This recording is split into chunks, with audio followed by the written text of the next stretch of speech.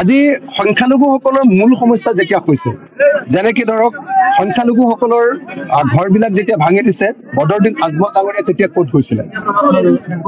যি সময়ত আমাৰ বিৰোধী ঐক্য মঞ্চৰ তৰফৰ পৰা কংগ্ৰেছ দলে যেতিয়া বিধানসভাত উচ্ছেদৰ বিৰুদ্ধে প্ৰতিবাদ সাব্যস্ত কৰিছিলে, তেতিয়া বদৰুদ্দিন আজমলৰ পাৰ্টি ক'ত গৈছিলে?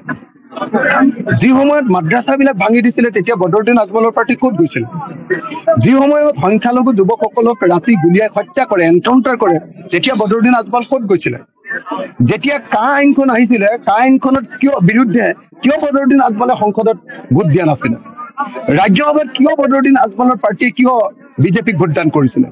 ৰাষ্ট্ৰপতি নিৰ্বাচনত কিয় বিজেপিক ভোটদান কৰিছিলে বদৰুদ্দিন আজমল পাৰ্টীয়ে? বদৰুদ্দিন আজমল ডাঙৰীয়া হ'ল অসমৰ সংখ্যালঘুসকলৰ আটাইতকৈ ডাঙৰ শক্তি। আজি তেওঁ ধুবুৰীত ভোট লৈছে, কিন্তু ধুবুৰীত তেওঁ কোনো উন্নয়নমূলক কাম কৰা নাই। তেওঁ যদি medical college, private medical college ক'ৰবাত খুলিছে, সেইটো খোজায়। তেওঁ যদি ছুপাৰ 40 ক'ৰবাত খুলিছে, সেইটোও খোজায়। তেওঁ যদি ক'ৰবাত পিলপিলি বা বেটেৰী ৰিক্সা যদি ক'ৰবাত ডনেশ্যন দিছে, দান দিছে, তেতিয়াহ'লে সেইটোও খোজায়। কিন্তু ধুবুৰী ৰাইজৰ কাৰণেতো একো দিয়া নাই। ধুবুৰী ৰাইজৰ কাৰণেতো একো দিয়া নাই। কেৱল ঈদৰ সময়ত ধুবুৰীৰ ৰাইজক, ধুবুৰীৰ AIDF-ৰ যিবিলাক লিডাৰ, তেওঁলোকৰ ওচৰলৈ খেজুৰ পঠিওৱাৰ বাহিৰেতো তেওঁ একো কাম কৰা নাই। নিৰ্বাচনৰ সময়ত তেওঁ ফু কৰি বটলত পানী দিয়াৰ বাহিৰেতো তেওঁ একো কাম কৰা নাই। বানপানীৰ সময়ত আধা লিটাৰ পানী বটল এটা দিয়াৰ বাহিৰেতো তেওঁ একো কাম কৰা নাই। যে 15 বছৰ ধুবুৰী লোকসভা সমষ্টিৰ উন্নয়নৰ কাৰণে তেওঁ কি কাম কৰিলে?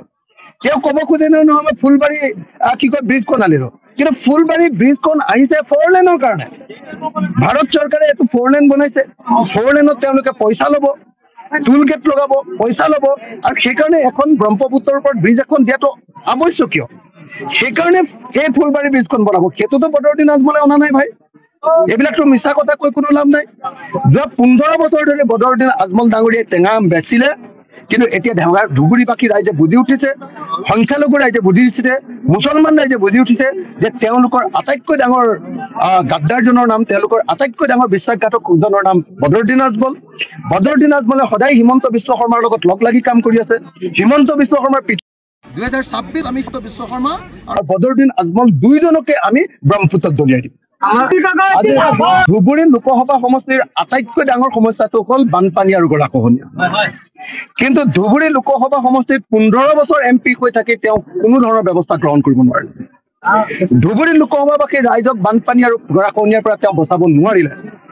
বৰং বদৰুদ্দিন আজমল ধুবুৰীৰ লোকসভাৰ সাংসদ হৈ থকাৰ কাৰণে, তেওঁ মুছলমানৰ ৰাজনীতি কৰাৰ কাৰণে ধুবুৰীৰ পৰা যোৱা মানুহ, গোৱালপাৰাৰ পৰা যোৱা মানুহ, বৰপেটাৰ পৰা যোৱা মানুহে গুৱাহাটীত গৈ, ডিব্ৰুগড়ত গৈ, যোৰহাটত গৈ মুছলমান মানুহ বুলি কৈ, বাংলাদেশী মানুহ বুলি কৈ মিছামিছিকে মাৰ খাব লগা পৰিস্থিতিৰ সৃষ্টি হৈছে।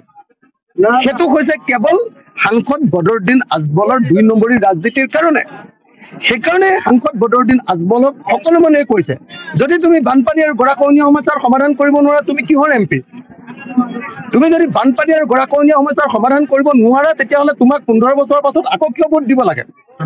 সেইকাৰণে আমি ভাবিছো এইবাৰ আমি স্পষ্ট কথা যে আমি এবাৰ কংগ্ৰেছৰ সাংসদক আমি জিকাম। ৰকিবুল হুছেইন ডাঙৰীয়া বিপুল ভোটত জয়ী হ'ব। আৰু ৰকিবুল হুছেইন ডাঙৰীয়াই প্ৰতিশ্ৰুতি দিছে যে ধুবুৰী লোকসভা সমষ্টিৰ বানপানী আৰু গৰাখহনীয়া সমস্যাক তেখেতে অগ্ৰাধিকাৰ দিব, তেখেতে সংসদত উত্থাপন কৰিব, আৰু তেখেত যদি মন্ত্ৰী হয়, কংগ্ৰেছৰ যদি চৰকাৰ হয়, তেখেত যদি মন্ত্ৰী হয়, তেতিয়াহ'লে বানপানী আৰু গৰাখহনীয়া সমস্যাৰ স্থায়ী সমাধান কৰিব। এতিয়ালৈকে কি হ'ব? মানে ধুবুৰী লোকসভা সমষ্টিৰ এটা সমস্যা হ'ল বানপানী গৰাখহনীয়া, আন এটা সমস্যা হ'ল নদী ভাঙাৰ কাৰণে মানুহৰ ঘৰ বাৰী নাইকিয়া হোৱা, আৰু তৃতীয় সমস্যাটো হ'ল চৰকাৰৰ উচ্ছেদ। এই 3টা বিশাল সমস্যাত ধুবুৰীৰ মানুহ পৰি আছে। এই 3টা